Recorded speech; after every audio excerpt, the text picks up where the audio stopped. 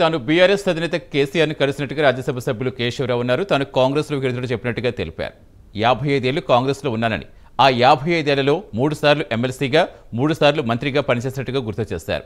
అంతేకాకుండా రాజ్యసభ నెంబర్గా, సిడబ్ల్యూసీ మెంబర్గా పనిచేసినట్టుగా తెలిపారు. 4 రాష్ట్రాలకు ఇన్ఛార్జిగా వ్యవహరించినట్టుగా వివరించారు. కేసీఆర్ గారిని కలవడం నిజం. ఎందుకంటే నేను పార్టీ మార్చి 55 ఏళ్ళు నేను కాంగ్రెస్ ఉన్నా. 55 ఏళ్ళు. ఇప్పుడు నా ఏజ్ 85. 85 ఉన్న నేను 55 ఏళ్ళు కాంగ్రెస్ ఉంటే అంటే నా కాంగ్రెస్ ఏమి చేయాలి? దేశంలో కూడా ఏ కాంగ్రెస్ మ్యాన్కి కూడా ఇవన్నీ పోస్టులు నాకు ఇచ్చి నన్ను 2 సార్లు ఎమ్మెల్సీ చేసి, 3 సార్లు మినిస్టర్ చేసి, లెజిస్లేటివ్ కౌన్సిల్ చైర్మన్ చేసి, అర్థమైందండి.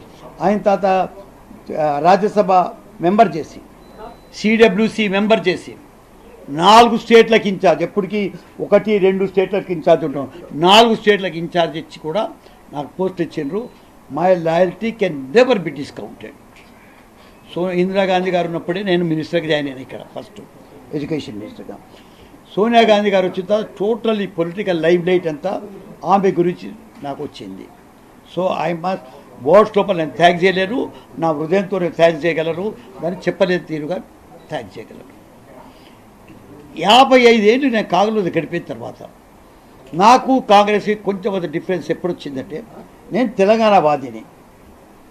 తెలంగాణని మనం డిలే చేస్తూ ఉంటే ఇక్కడ చాలామంది ప్రాణాలు ఇచ్చుకుంటూ ఉన్నారు, ప్రాణ నష్టం జరుగుతూ ఉంది. మనం ఏమైనా త్వరగా చేయాలని చిదంబరం గారు కానీ నేను కానీ 8th నాడు రెజల్యూషన్ పాస్ చేసినప్పుడు నేను, రాహుల్ గాంధీ, వెంకటస్వామి, చిదంబరం గారు ఉన్నప్పుడు 8th డిసెంబర్కి వచ్చింది. దానికి రాసినప్పుడు కూడా రోషి గారు గుర్తుంటే I'm one of the contributor చేస్తాం. కాబట్టి తెలంగాణ గురించి ఈ టీఆర్ఎస్ ఆలోచించక ముందు సిఎఫ్టీ అని, కాంగ్రెస్ ఫోరం ఫర్ తెలంగాణ అని, బాగారెడ్డి గారు చైర్మన్, నేను వైస్